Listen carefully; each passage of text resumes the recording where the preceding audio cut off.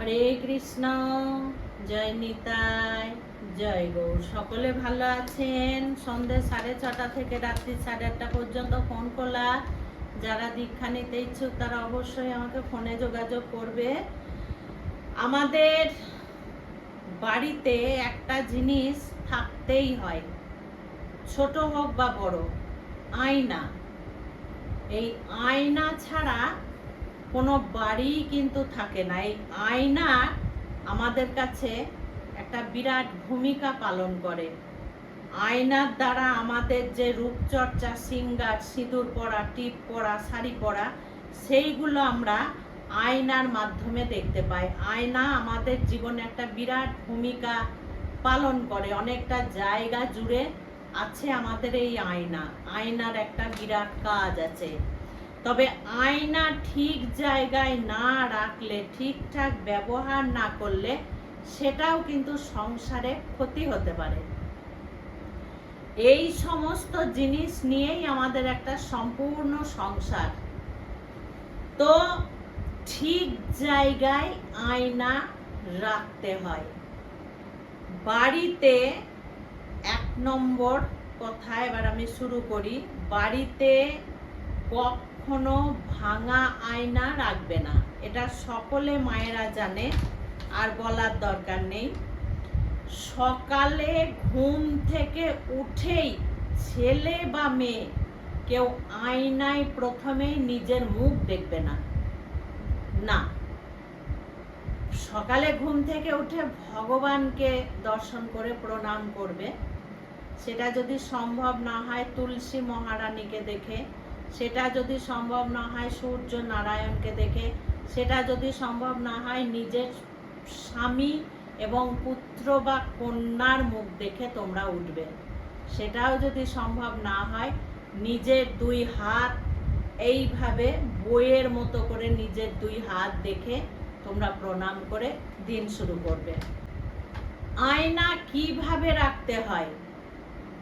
Beauty parlour দেখেছো আমার মায়েরা? বিউটি পার্লারের সামনে একটা আয়না থাকে, পিছনে একটা আয়না থাকে, মানে সামনের দেওয়ালে একটা, পিছন দেওয়ালে একটা। যদি বিউটি পার্লারে দাঁড়ায় তাহলে আমার সামনের পোর্শনটাও দেখা যায়, মুখটা, এবং পিছন পোর্শনটাও আমার দেখা যায়। পিছনে যে চুল, পিছনে পিঠ, সেটাও কিন্তু দেখা যায়। তো এইভাবে কিন্তু বাড়িতে আয়না রাখা যাবে না। আবার সোনার দোকানে, কোনো শাড়ির পোশাকের দোকানে এইভাবে আয়না দেখা যায়। সেটা ব্যবসার ক্ষেত্রে ঠিক আছে, কিন্তু বাড়িতে এইভাবে আয়না রাখা যাবে না। সেটা ছোটই হোক বা বড়ই হোক, কখনো রাখা যাবে না। আয়না কখনো দক্ষিণ দেওয়ালে লাগাবে না। দক্ষিণ দেওয়ালে আয়না ঝুলাবে না। দক্ষিণ দেওয়াল বাদ দিয়ে সব দেওয়ালেই রাখা যায়। উত্তর দিকে, পূর্ব, পশ্চিম দিকে, এগুলোতে খুব শুভ। এই জিনিসটা কিন্তু মনে রাখতে হবে। দক্ষিণ দেওয়ালে আয়না রাখা যাবে না। দক্ষিণ দেওয়ালে আয়না লাগিয়ে মুখ দেখলে বাড়িতে খুব অশান্তি হয়, এবং যত অশুভ শক্তি সব বাড়িতে এসে প্রবেশ করে। কখনো আয়না দক্ষিণ দেওয়ালে লাগাবে না। রাতে দরকার ছাড়া, রাত্রে যারা বাড়িতেই থাকবে, কোনো কাজ নেই, আয়নায় মুখ দেখবে না। যদি বাইরে যাচ্ছ, কোনো দরকারে, কোনো অনুষ্ঠানে যাচ্ছ, তাহলে সেই ক্ষেত্রে ছাড়া আয়নাতে শুধু রাত্রে কিন্তু মুখ তোমরা দেখবে না। যে আয়না আবছা হয়ে গেছে, ঠিক মতো মুখ দেখা যায় না, তার রংটা কেমন হয়ে গেছে, সেই আয়না কখনো বাড়িতে রাখবে না। এটা অশুভ। কখনো এই ধরনের আয়না বাড়িতে রাখবে না। সবচেয়ে গুরুত্বপূর্ণ জিনিস, তোমরা দেখবে কোনো বিবাহতে, কোনো অনুষ্ঠানে, শুভ কাজে কেউ আয়না দেয় না। এই রেওয়াজটা এখন নেই। অন্য কোনো জায়গা থেকে, হয়তো কোনো মন্দির বলো, কোনো গাছের গোড়া বলো, কোনো নদী গঙ্গার ধারে বলো, খুব সুন্দর একটা আয়না রাখা আছে বা পড়ে আছে, সেই আয়না বাড়িতে তুলে আনবে না, কখনো আনবে না। যেখানকার জিনিস সেইখানেই থাকতে দেবে। ওই সমস্ত আয়না বাড়িতে আনা যায় না, কারণ আয়না দিয়েও কিন্তু অনেক কিছু করা যায়, অনেক টুকটাক করা যায়, অনেক মানুষের অমঙ্গল করা যায় আয়না দিয়ে।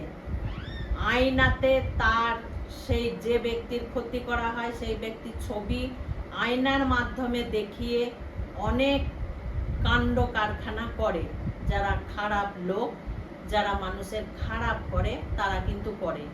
এবার তোমরা জানতে পারবে না, তোমরা সেই সমস্ত জায়গায় গিয়ে দেখলে খুব সুন্দর আয়না, দেখতে খুব সুন্দর কারুকার্য করা আয়নাটা বাড়িতে নিয়ে যায়, কখনো তোমরা আনবে না।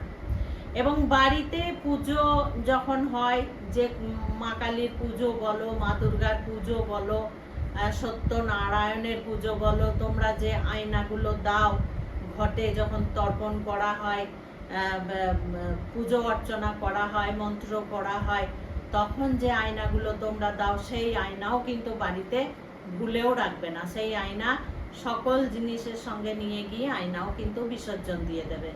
হতেই পারে ভুল এরকম হয়, হয়তো 1000 মায়েদের মধ্যে 200 মা এটা ভুল করে যে আয়নাটা খুব সুন্দর রেখে দিই, না রাখবে না, সে আয়নাও বিসর্জন দিয়ে দেবে। বোঝা গেল?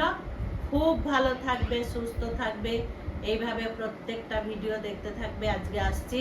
হরে কৃষ্ণ, জয় নিতাই, জয় গৌর।